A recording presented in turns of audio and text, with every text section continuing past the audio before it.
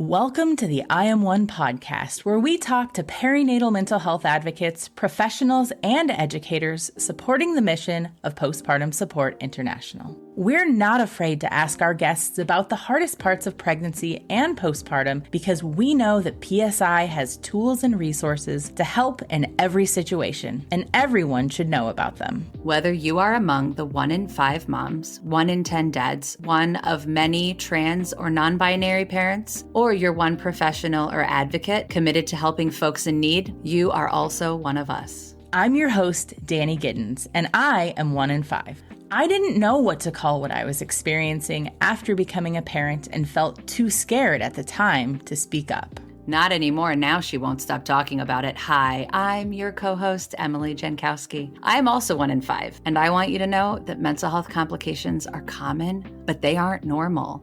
There's something powerful in knowing I am one of many. Whether you're already connected to the perinatal mental health world, looking for new ways to support parents and families, or just want to hang out with us in your earbuds, we are so glad that you tuned in. Of course they want to hang out with us. We're lovely. Seriously, though, the views, thoughts, and opinions expressed on this pod are the speaker's own. Tuning into this podcast is, spoiler alert, not a replacement for therapy, but PSI can help you find a therapist. We could also help you find a psychiatrist, a support group, or Waldo. Emily, Waldo? Come on! We don't know where Waldo is. Okay, fine. PSI help seekers can find peer support and resources in their area. At PSI, we want you to know you are not alone, you are not to blame, and with help, you will be well. On today's episode, we're sitting down with one of our dearest friends and colleague, Stacey Figg. She is a postpartum doula, a PSI staff member in the coordinators program, and one of the silliest, funniest, realest people that we know. Today, you'll hear about some of the most serious and vulnerable moments from her entry into parenthood and how her lived experience at an inpatient facility that was poorly equipped to serve the perinatal population is now positively impacting folks in her community and specifically at that same facility today. You do not want to miss this one. So without any further ado, please sit back, relax, and enjoy this episode with our friend, Stacey. Stacey, welcome to the podcast studio, friend. Oh my gosh, it's so exciting to be in here with you. Good to have a little bit of a coffee hour with you, midday coffee hour. Yes. We don't often get a chance to hang out, so this is really exciting. I know. It's exciting to be with both of you. All right. So, Stacey, why don't you introduce yourself? Name, pronouns, favorite pizza topping, whatever you think people need to know, like a short list. Last 4 of your soch, you know? No. Oh, sorry. That's not different podcasts. You know. Yeah. Okay. So I'm Stacey Figg. I live in Michigan. My pronouns are she and her. I have a 14-year-old daughter named Riley and an 11-year-old son named Rowan and a husband. No animals currently in the house except my 2 furless piglets. Yes, piglets. Always use that term on social media for them. I am currently employed at PSI as the Support Coordinators Network Specialist as a part of the coordinator program. I am also a postpartum doula in my community, serving women and families who are either at high risk for a perinatal mental health disorder or are currently experiencing one. So that is me in a nutshell. Wow.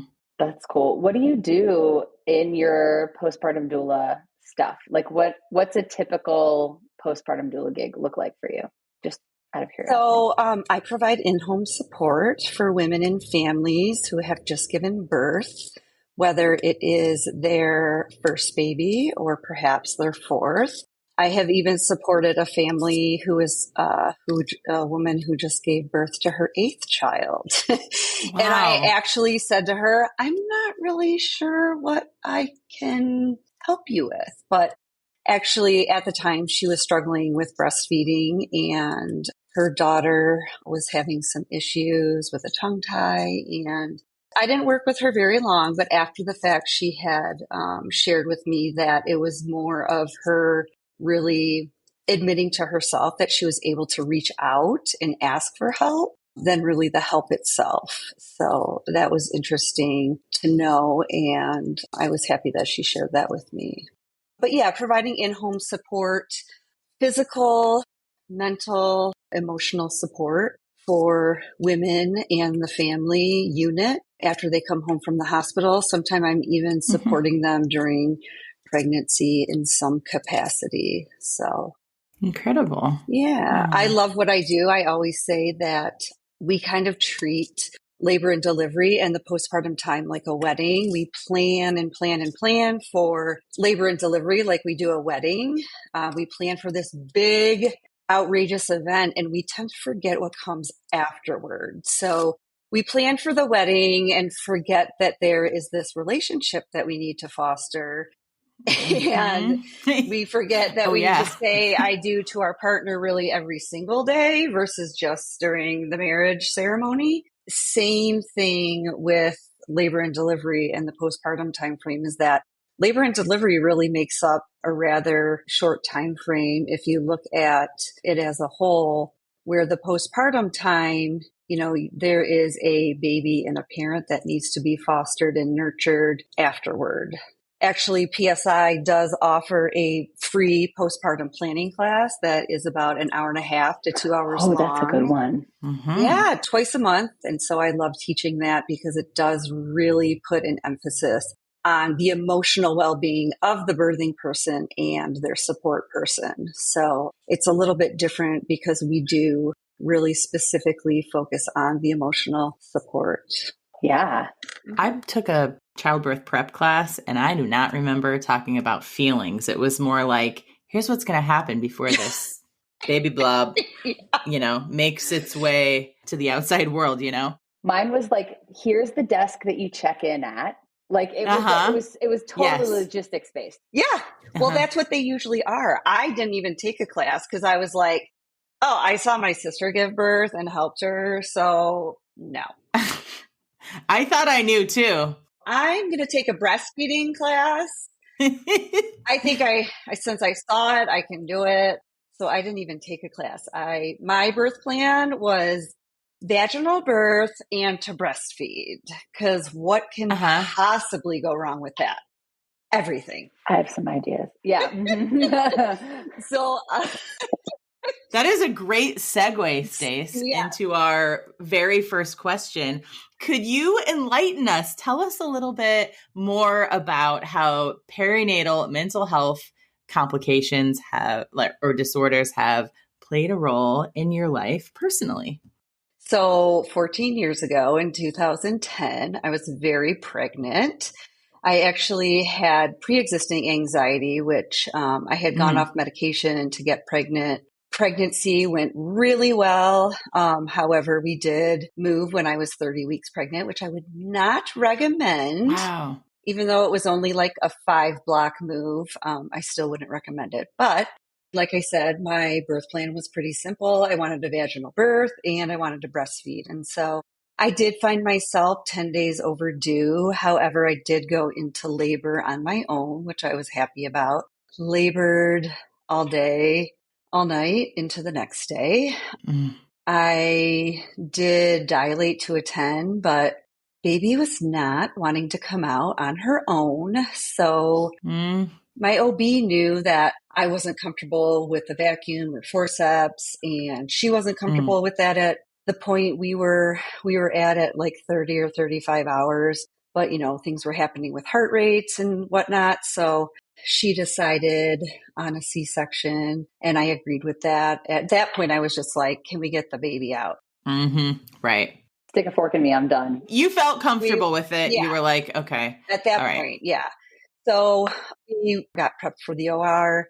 And once we were in the OR and things started to happen, I was a little bit uncomfortable because I didn't understand what was going on. At one point, I did hear the OB say, I need another set of hands, stat. And I did get really worried because I didn't know what was going on. I didn't understand, honestly, what a C-section entailed. I knew it was surgery. I knew it obviously, there was an incision involved and all of that, but I really didn't know that it was major abdominal surgery. Oh, yeah. So what had happened is Riley was stuck in my vaginal canal and they needed to push her out through my vagina because she was so big. So that's what they needed the extra set of hands for. So the C-section for me was traumatic, not necessarily in a medical sense. So anyone in the OR who is used to doing, an everyday C-section would have thought it was very routine. But for me, because I didn't know what was going on necessarily, plus I was in labor for 30, 35 hours, you're kind of in this kind of delirious state anyhow. It was traumatic for me. Riley ended up being 9'12" and 23 inches. I'm only 5'3". So thank God it was a C-section, but honestly, 9'12". Yeah. And 23 inches.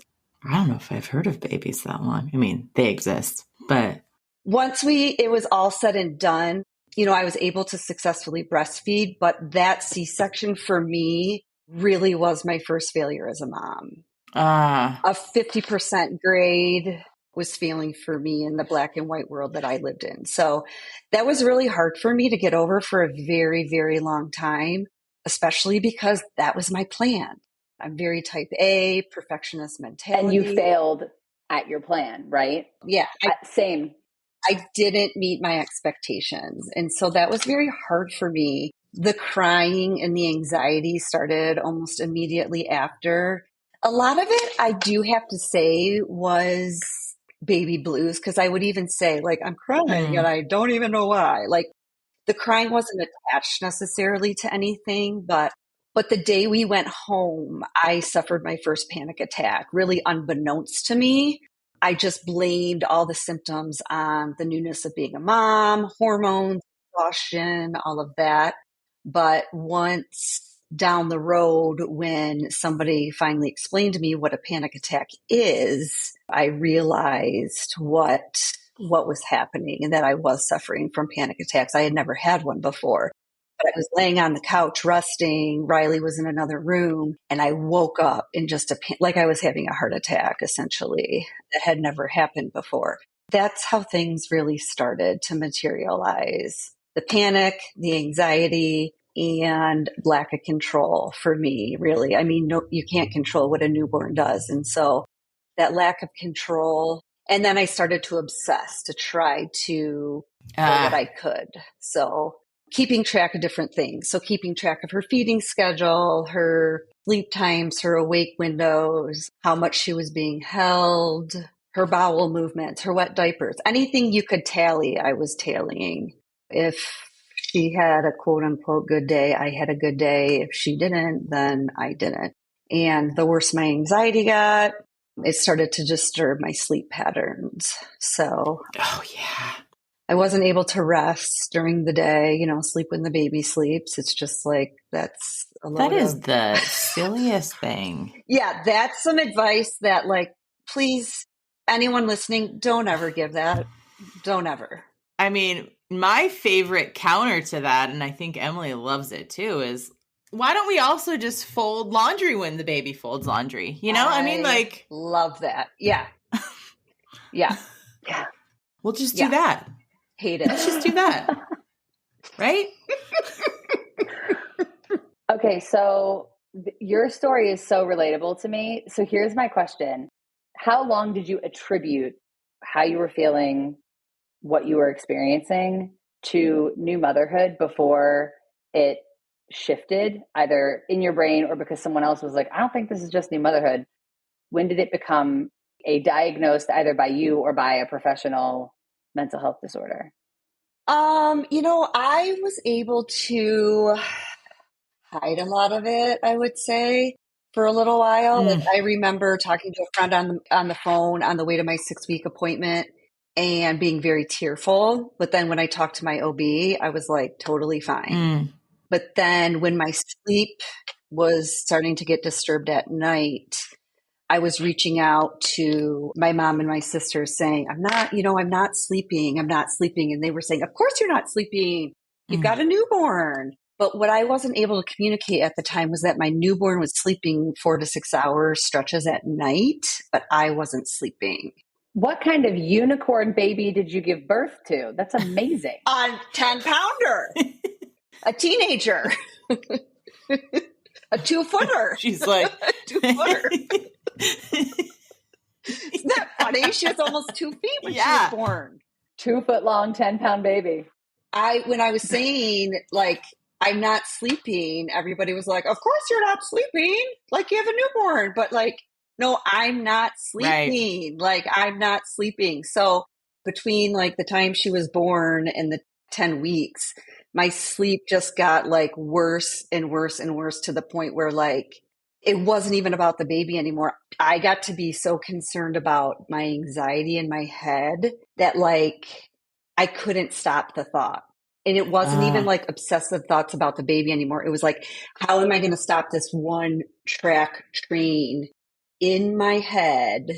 How am I going to be myself again? How am I going to figure this out? How am I going to, like, be quote unquote normal? So it got to the point where I wasn't sleeping at all. When Riley was about 9 weeks, I called the OB and I told her what was going on. And so she prescribed Ambien for me to sleep and an antidepressant. I took that for, I don't know, a couple of days. The Ambien wasn't touching my sleep. Maybe one night I got like 3 hours. But then when I was up, I was up. And I wouldn't wake up my husband because I just knew what he was going to say. And I mean, bless his heart, but, like, you know, stop worrying or think about something else. Like, that was not going to work. We live right by a major hospital, and I can see the ER from our bedroom window. And I used to stare out our window and just look at the ER thinking, like, should I just go there? Should I just walk over there? Maybe something they can do will help. Because I didn't know what to do anymore. So finally, my mom came from across the state, and I remember when she was here, she was like, why don't you just get out for a little while? And I went to the store, and I remember driving, and I was just like, I felt like I was disconnecting from reality. Like, all these people are out surviving, living. They're like, okay, they have kids. Like, what's wrong with me? And, you know, my relationship, my marriage was, I wouldn't say falling apart, but definitely butting heads. My milk wasn't letting down anymore. I actually had taken my pump down the street. We had a baby boutique, and they would, like, had a lactation consultant. They'd check, you know, the pressure of your pump to make sure it was working. And I actually went and had them check it because I'm like, my pump's not working. I'm not getting any milk. I was making milk like a machine before. Riley became more, she wasn't the happy baby she had been. She was a lot more cranky again because my milk wasn't letting down. So I went to see my OB in the office. And the minute she saw me, she knew. She's like, what's going on? By that time, I hadn't slept in a week. And, like, I couldn't even have the lights on in the exam room because my eyes were so depleted. I couldn't close them, but it was you can't have the light on. Can you turn the light off? She talked to John and I about what was going on and stepped out of the room and made a phone call. Yeah. And she came back in and told me that I had to go inpatient, that I was outside her scope of care. That still brings up a lot. Yeah. 14 years later. Yeah. Mm-hmm. Yeah. And I've done a lot of work in between now and then, but it's very traumatic for me thinking about that day. Yeah. Did you feel like betrayed by that? Did you feel like that was true and it was just really hard to hear? Like, what was going through your head in the moment? Or was that like another failure kind of in your mind? Or? Well, it's, you know, you think about it and it's like, I always wanted to be a mom. Why can't I do this? Why Yeah. am I not able to do this? Why is my body and mind betraying me? I felt betrayed by my own body and brain, and just that I could not get this right. I babysat and I nannied my whole life, and I always wanted to be a mom. And at the time, my sister-in-law was trying so hard to have her own child. And here I am with a child, and I couldn't function. Yeah. When in reality, it has nothing to do with willpower. Right, exactly. There's a laundry list of circumstances that are happening for you. Things are going on for you, and it wasn't about you like doing anything wrong. Absolutely. But at the time, you're just so out of your element. You're out of your mind. I couldn't read a sentence and summarize it back to you at that point. Oh, wow. My mind was so in such disarray at that point. I tell people it wasn't even about the baby. It wasn't about the obsessive, the OCD tendencies. I was just surviving at that point and doing what I needed to do to get through the day and to get Riley through the day, essentially. It sounds like it was almost even like moment to moment. Yeah. Like that you didn't wake up and go, okay, all I got to do is get to tonight. You're like, all I got to do is get through the next 3 minutes, right? Yeah.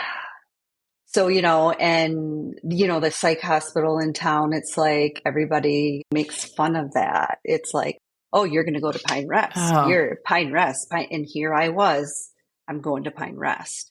And so, she said to John, you're to take her home, get her breast pump. She's not to go in the house. You're to go directly to Pine Rest. And so we went, and that was, the longest ride of my life going there. And then you get there and you're evaluated. And I hadn't had very many suicidal thoughts, but then you get there and that's, what they ask you about. And I get all of it now, but they were not equipped to take on a postpartum mom at that time. The intake process was very traumatic. Me being there was very traumatic. Granted, it was the only place they had for a postpartum or, perinatal person. I get that. They've done a lot of work to change that, but it was super traumatic. There's a waiver you have to sign for the 72-hour hold. John and I sat there and thought about it and talked over it for 30 minutes, whether or not we were going to sign that. What is the 72-hour hold, Stace? The facility has the ability to hold you for 72 hours if they think that you're a threat to yourself or others. So you can sign yourself out at any time, typically as an adult, but they have the ability to withhold you if they think that you need to be held. So you had to say that that's okay for them to do? You have to give them permission that if they think clinically that, and that was something I had no idea that I was going to encounter. And so, we sat there in that room to talk it over. And it's interesting because John said to me, why don't we just go get a hotel room and you can sleep? And that just goes to show how misunderstood these conditions can be, because I couldn't sleep. Even with medication that I was given, I could not sleep. My brain wasn't allowing me to. And that's exactly what I said. I said, I don't have a choice. That's not how it works. And bless his heart again, he was just trying to help. We were brainstorming how to avoid this. But those are some of the misconceptions that are out there about, mental health in general, not just perinatal mental health. So we signed it, and John wanted to see the unit, but you can't see the unit because of HIPAA. And so away I went down the hall on my own, where there was no one I was able to relate to. It was a co-ed unit. Yeah. It was very, very hard. Not just perinatal population. Were you the only one in the perinatal period there? Interesting. Yeah. Okay. Yeah. And so you're going to groups, support groups, but they're not specialized. And so that's why it's so important that women, birthing people in the postpartum period find specialized care and specialized providers. So what PSI offers for everything from our support groups to the PSI provider directory. So important that there's specialized care, because it was so hard for me to get that there. Really, the best thing that came out of my inpatient care was the pharmaceutical intervention that I received, because they can change your meds like on the dime. You can go from 25 milligrams of Seroquel to 125 in a night if it's not working. I was given permission by the psychiatrist that I saw to not go to group and just to get rest, because that's what I really needed. So that was great. I was given permission for Riley to come to the facility. That was great, although we decided not to have her there for a number of reasons. But, I had to bring my own breast pump. They didn't have breast pads there for me. I woke up with a soaked t-shirt every morning. It just was not suitable. However, they did know how terrible my experience was there, and I was there for 8 days. When I got out and got over the humiliation and the guilt and the shame of it all and started to share my story, they learned of my experience, and I was able to help them develop their mother-baby unit that's now been around for 11 years. So yeah, and I even worked on the unit there. So I worked per diem as a nursery assistant there for 3 or 4 years. That gave so much meaning to my story. Did it feel full circle? Yes. Yeah. Yes. So it just so happened that when I was there on the unit, the psychiatrist that treated me was the head of the MSU forensic psychiatry program, because it just so happened like the unit was really full at the time. So he came in to help. He was amazing. His wife had just had a baby. And one day I was working on the mother baby unit and was walking down the hall, and there he was, Dr. Sanders. And he stopped and he gave me a hug. And I was like, how does this man remember me? Like who I am? And it's so full circle and gives my experience and my struggle so much meaning.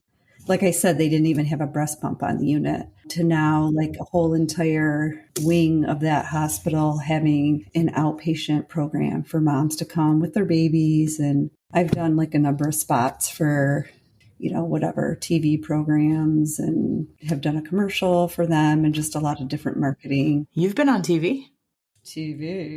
Emily, we're learning new things about Stacey. We're going to need signed autographs. Right. We'll have a table for you. We'll have a table for you at the PSI conference. You'll be at the pod table. Nobody's going to want to talk to us. They're going to be like, Stacey, you've been on TV. Yes, TV. Absolutely. No billboards yet, but TV. For okay. I mean, it's good to have goals. Goals. Yeah, exactly. Okay. So throughout all of this, when does PSI come into the picture for you? Was PSI part of your recovery, or was this afterwards you went, how did I not know about this, the way that the rest of us, a lot of us have? Yes. Right. So I became a huge maternal, perinatal mental health advocate. Probably, I don't know, a year after my recovery. Right after I was discharged from inpatient, there was this fantastic in-person support group that I went to. Oh, perfect. For 6 months, I went for myself. The next 6 months, I went for other women to support other women. I found out that there was a coalition in our county for perinatal mental health, and two women facilitated that support group, Kathy Buchanan, who unfortunately just passed away this year, and then Nancy Roberts. And Nancy Roberts started a coalition with the Kent County Health Department. She's actually one of the women that did the red quilt for PSI. She's also a coordinator for us. So they started a coalition, and our coalition would bring PSI in every couple of years to do a training. So in 2017, we had brought PSI in to do a training at Pine Rest, actually. And Birdie mentioned volunteering for PSI on the helpline. And I was like, oh, I think I'm going to volunteer on this helpline. So I started volunteering for PSI in 2017 on the helpline. So that was my initial touch point with them. So I still do that, volunteer on the helpline. Wow. I just couldn't give it up. Once I got on staff, I was like, oh, I still can do it. And then I, once upon a time, saw a job posting and I was like, oh, I'm just going to I think I could do this with my doula, business. And so I applied and then I thought about it more and I was like, if I don't get this job with PSI, I'm going to be really mad. Oh, good thing they hired you. I want this real bad.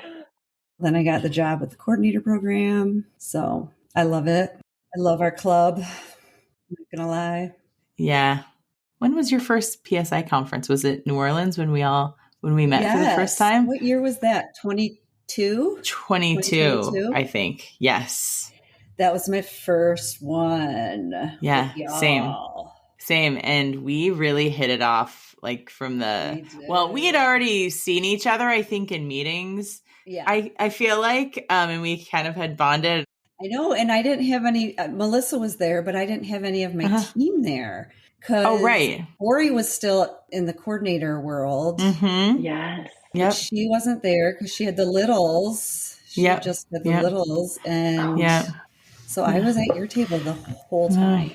Oh, right. Because we had that extra chair, one or two extra chairs. And we just said, if you just come over here, you were like, yep. And we became real fast friends. Yes. So it feels so fantastic to see colleagues in real life because we all work remotely. We're all over the country, I know, but it at the same time feels like I talked to you yesterday.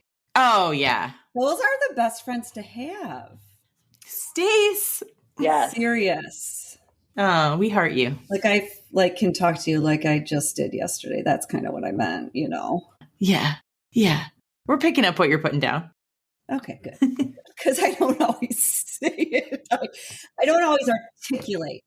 I think we have a pretty good picture of your story. Is there anything else that we need to know about it before we move into the lightning round? So I did do a lot of therapy after that, including EMDR for the trauma inpatient, which helped tremendously. I don't think I could have had another baby without it. That's amazing. So I did go on, obviously, to have another baby. I was medicated during the pregnancy and closely watched thereafter by a plethora of providers.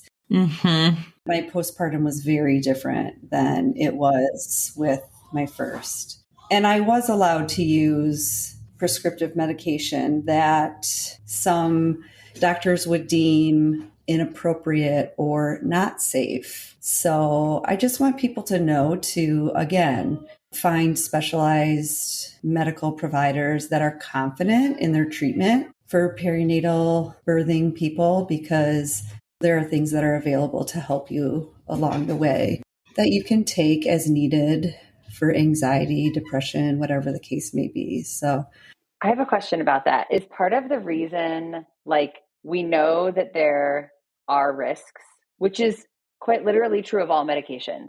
That is true of Tylenol or ibuprofen or whatever, acetaminophen, or it doesn't matter, right? I'm wondering if this is the risk benefit thing where there's a risk to taking any medication, but there's a risk to acetaminophen or ibuprofen. There's a risk to drinking caffeine. There's a risk to eating meat. Insert whatever here. We're talking about weighing the risk to you to not take the medication or to baby. Yeah.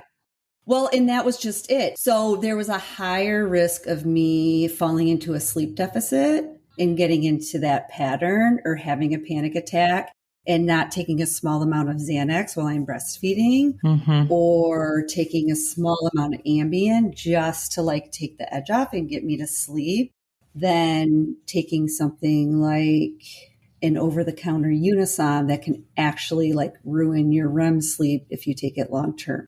Even though it's over-the-counter, people think oh, it's better than taking something like Ambien. So it's always good to get different opinions, long-term versus short-term use, depends on dosage, things like that. So yes, absolutely. I heard the reproductive psychiatrist on the unit at Pine Rest, the mother baby unit, talk to moms about that all the time, the pros and cons to taking something versus not taking it. There are risks involved regardless. So you have to think, and you know what I tell my doula clients? What's good for mom is good for baby. If mom's not mentally okay, then guess what? It's going to fall down that cascade. It's going to affect the family unit. So what's good for mom is baby. If that's breastfeeding, great. If that's bottle feeding, great. You have to do what's good for mom or what's good for the caretaker. And everything will hopefully fall into place from there. So everything has pros and cons, risk and benefit. So, yeah. Well, I don't know about you guys, but I'm ready for a lightning round. I need to hear all about what else is happening here. Light it up. Stacey, are you ready to light it up in the lightning round? Let's do this. Okay, let's go. Lightning. Are you ready? Okay. Stacey, first question. Dun, dun, dun. Okay. What is your second favorite podcast besides this one, of course? Armchair Expert with Dax. Shepherd. Yeah, I love that one. But I Am One podcast is my favorite, actually. Well, but those are the only two podcasts I listen to, actually. Okay, next question. Are you binge watching or reading or listening to anything that we need to put in our queue? Watching, reading. Okay, I don't watch anything because I fall asleep. Oh. Ooh, no judgment. Me too. First 5 minutes. Out. I don't watch anything. I fall to sleep in 2 minutes. But reading, I love to hold a book in my hand. I've been trying to read Screaming on the Inside for 2 years. I've read the first 50 pages 3 times, sitting right here. I just listened to that as an audiobook. So good. Okay, I just need to stop trying to read and put it in my ear, don't I? Put it in your ear. Yeah. Gosh, okay. I've got a stack of books that Yeah, that's what I have right here. Yeah. I read half of it Untangled, which was... Oh, great. And as an audiobook as well. I've listened to that several times. She was just on Armchair Expert. Really? She just wrote another book. Yeah. Just Glennon or Glennon and Abby? No, Lisa D'Amour that wrote Untangled. Oh. Yeah. I'm thinking of Untamed. It's a different book. Starts with the same 2 letters though.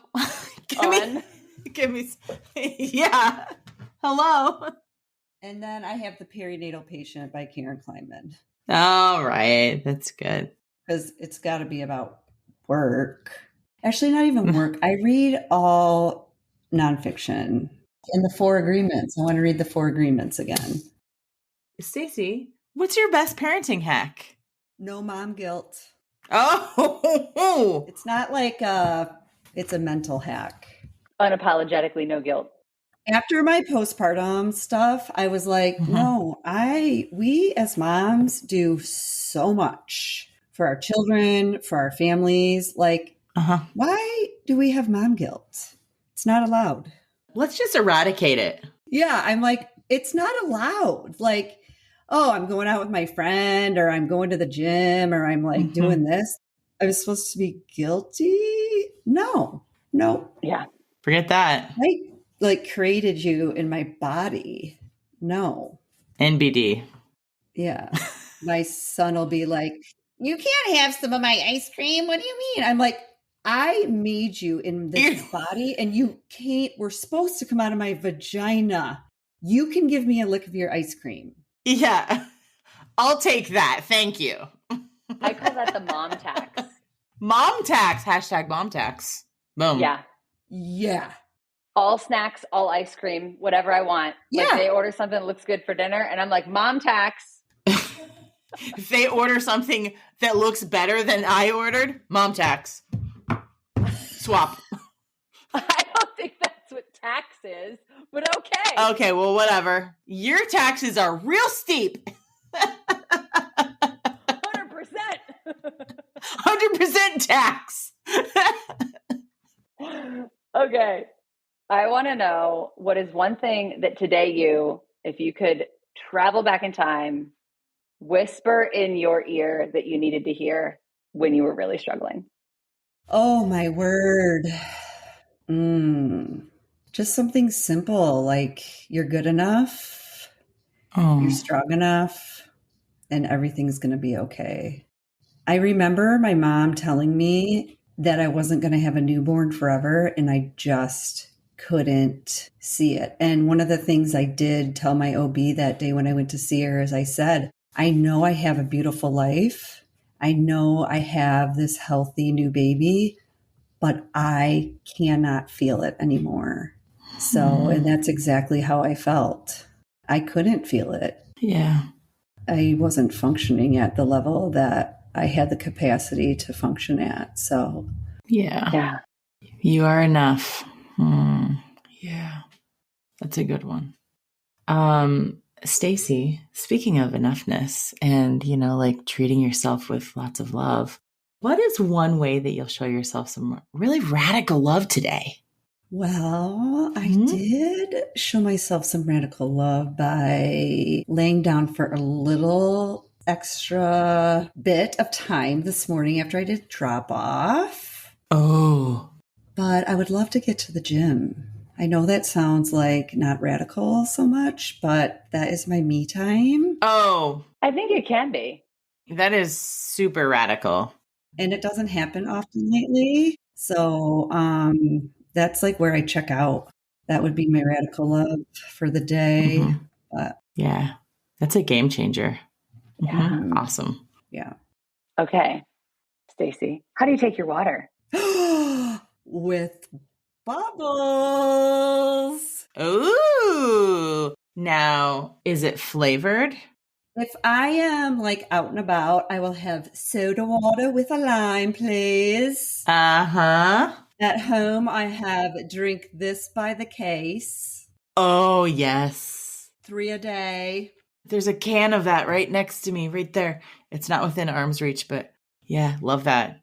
Trader Joe's, sponsor us. Oh, Trader Joe's. I love that kind. Raspberry lime. That's where it's at. Yeah. I like all the citrus flavors. I don't get into the other ones, but yeah. So yes, bubbles everywhere, unless I'm at the gym. Yep. Yeah. Yes. Yep. You got me hooked on the sparkling water with a lime wedge at the PSI conference. Stacey and I are sparkling water lime wedge buddies. I was on spring break, and I don't drink anymore, and so people when we're out, because it makes some people very uncomfortable. So yeah. Oh, that you don't drink? Yes. So for those that are uncomfortable with it, it makes it look like you're drinking too when you're out, because the lime garnish and the bubbles looks like you have a cocktail. That would be another interesting podcast episode. It would be. For another time. All three of us have that in common. No longer drinking alcohol. Nope. For various reasons. And another time. This is bubbly water in here. It's not coffee. Yeah. It's bubbly water. Awesome. Way to stay hydrated, Stace. That's radical too. Stacey, I'm just curious if anybody's listening and they're like, man, how do I get a hold of Stacey Figg? What's the best way for people to get a hold of you? Such a good question. You can email me at sfigg, F-I-G-G, at postpartum.net. That would be spectacular if you have any questions, comments, concerns, or questions about my story. I'd be happy to answer them. Perfect. Well, this was lovely. It was so lovely to be here, friends. Emily, you want to take us out? Thank you so much for dedicating a little sliver of your afternoon to us. I think it's so important to normalize inpatient, normalize how difficult the journey to finding the right medication, to being comfortable with medication when we're taught that you shouldn't do any of that. So thank you so much, especially for sharing those parts of your story, because I think it's we need to just keep having these conversations. Yeah. Thank you. Thanks, friend. Thanks for tuning in to the I Am One podcast. Check out today's show notes where we'll drop links to all the important things that we mentioned in this episode. Please consider sharing about I Am One on social media and following and rating our show wherever it is that you listen to podcasts. It only takes a minute of your time and, well, that'll help our collective mission of bringing resources and local support to folks worldwide. From everyone here at PSI, thanks again for listening.